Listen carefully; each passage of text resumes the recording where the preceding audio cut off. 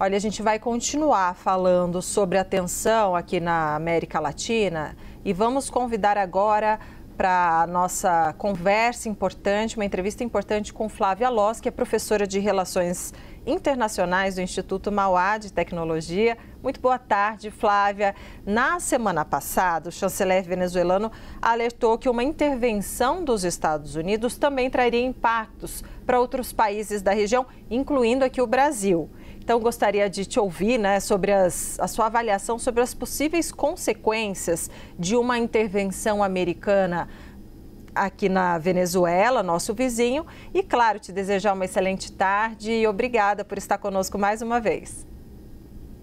Boa tarde, Débora. Boa tarde a todos. Eu que agradeço o convite e realmente é muito preocupante para a nossa região como um todo, especialmente para o Brasil, que aconteça de fato esse ataque. Nós não sabemos detalhes dessa operação, como a Priscila trouxe essas últimas informações, mesmo dentro dos Estados Unidos tem pouca transparência sobre o que o executivo, ou seja, o que o governo Trump vai fazer em relação à Venezuela. Então a gente tem pouquíssimas informações. Mesmo o presidente, às vezes ele diz que vai fazer uma invasão por terra, depois essa semana ele disse que não faria. Então as informações não são precisas.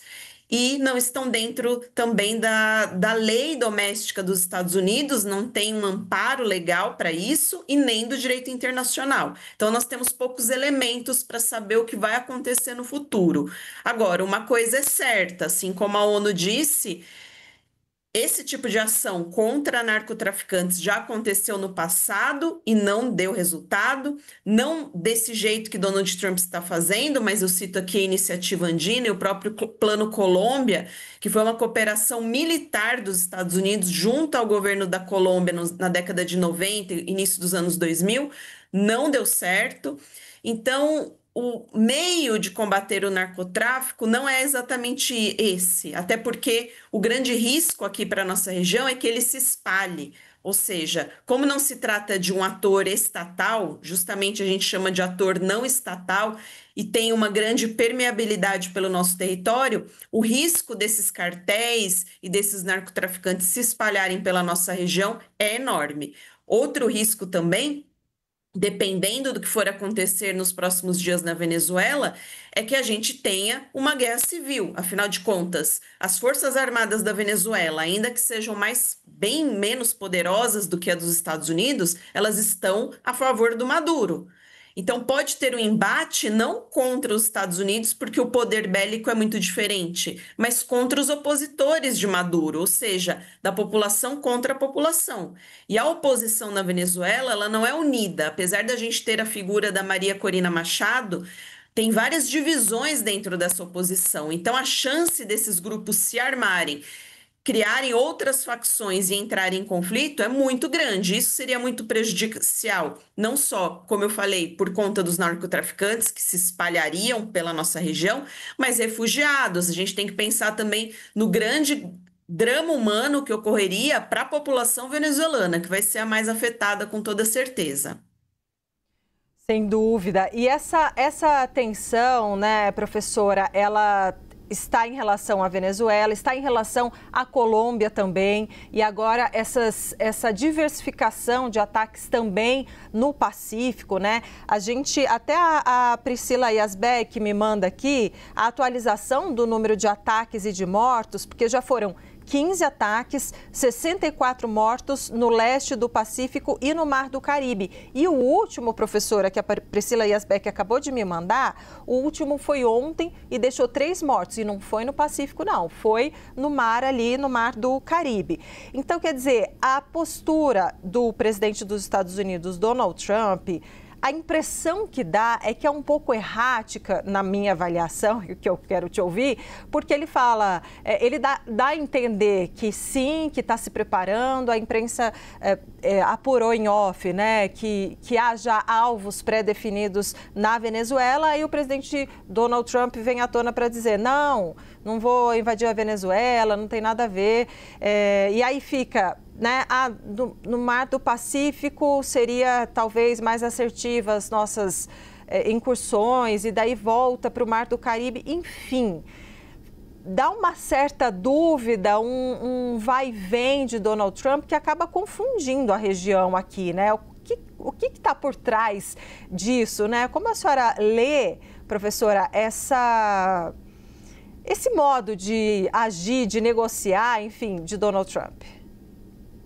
É um modo de negociar muito diferente do que a gente está habituado nas relações entre os países, que são baseadas no direito internacional e na diplomacia. Ou seja, em geral, quando esse tipo de operação vai ocorrer, ou seja, um país vai tentar diminuir a violência ou fazer alguma operação contra um grupo de narcotraficantes, isso é feito com a cooperação do país que vai ser atingido e nunca sem conversa, sem o diálogo necessário para isso. E não dessa forma arbitrária, né? Eu sei que algumas pessoas vão achar que a gente está defendendo, né, Débora, que você está fazendo aí uma defesa, mas a maioria dos especialistas em segurança internacional vão concordar, aliás, com a sua opinião. Ou seja, esse tipo de operação geralmente é feito de forma combinada e para pegar esses grupos específicos de narcotraficantes, que, como eu falei, não são uma ameaça estatal, é uma ameaça difusa, é uma ameaça que não vai ficar parada num território esperando um ataque dos Estados Unidos, seja ele qual for. Eles vão se deslocar pelas fronteiras, ou seja, espalhando ainda mais o problema, criando muitos problemas para as populações locais da Colômbia, da Venezuela, das fronteiras no Brasil, entre outras coisas. Então, em geral, a gente via dessa forma. O que Donald Trump traz, e aí talvez venha de um elemento surpresa, mas que ainda assim não faz muito sentido, é muita pressão, é uma ameaça muito forte. Talvez para Maduro ceder em acordos, para Maduro entregar o poder, mas que até agora não causou nenhum efeito desse tipo, de uma mudança de regime, de uma mudança política dentro da Venezuela. O que a gente está vendo é muita mídia em torno desse assunto. Agora, o quanto essas ações são efetivas, e é por isso que a gente consulta especialistas em segurança internacional, pessoas que são ligadas ao direito internacional, é que esse tipo de ação não resolve o problema. Mesmo dentro dos Estados Unidos, o que tem sido alertado é que a maior parte das drogas chegam pela fronteira mexicana. Essa é a conversa dentro do Congresso dos Estados Unidos, aliás. Ou seja, o que adianta esse tipo de ação difusa e que não tem um objetivo claro aqui na América do Sul? Aqui seria o problema, então, muito mais vinculado à Colômbia, muito mais da produção dessa droga. Então, tem várias questões aí que não são respondidas, mas a gente vê um circo midiático em torno desse deslocamento de frotas e talvez nos próximos dias a gente veja, assim, um ataque. Mas, na minha avaliação, não vai ser nada muito grande, porque não faz sentido do ponto de vista eleitoral também para Donald Trump, já que a bandeira dele, ainda antes na sua campanha, era justamente não envolver os Estados Unidos em conflitos fora do território, recuar um pouco nessa atuação dos Estados Unidos frente a problemas do que eles chamam de outros países.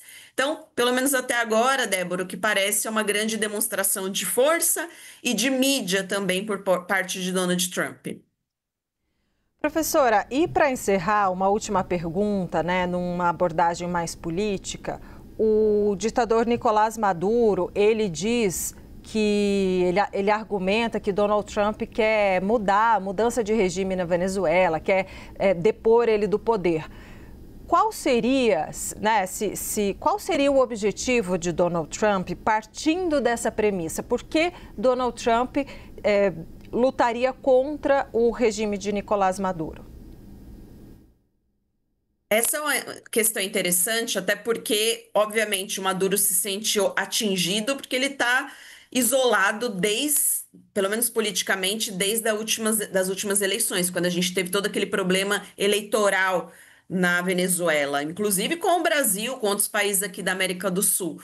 Ou seja, ele se sente diretamente ameaçado com essa questão de Donald Trump e dos cartéis de droga que se mobilizam ali na Venezuela. Agora, em nenhum momento Donald Trump deixou claro qual seria a intenção dele em termos de regime, de mudança, de paz, de democracia. Essas palavras nunca foram usadas por Donald Trump. Os interesses dele dentro da Venezuela nunca foram definidos. A gente não tem aí um discurso, ou mesmo do Marco Rubio, algo que diga quais são as intenções dos Estados Unidos dentro da Venezuela. O que a gente sabe, obviamente, é que tem um grande interesse nas reservas de petróleo. Os Estados Unidos já é o maior comprador de petróleo da Venezuela. Agora, enquanto objetivos políticos, nada está definido. Até por isso que, na hora de passar as notícias, a gente tem poucos elementos. Vocês mesmos ficam tentando pegar conversas em off para entender o que está acontecendo de fato. Qual é o objetivo real dos Estados Unidos?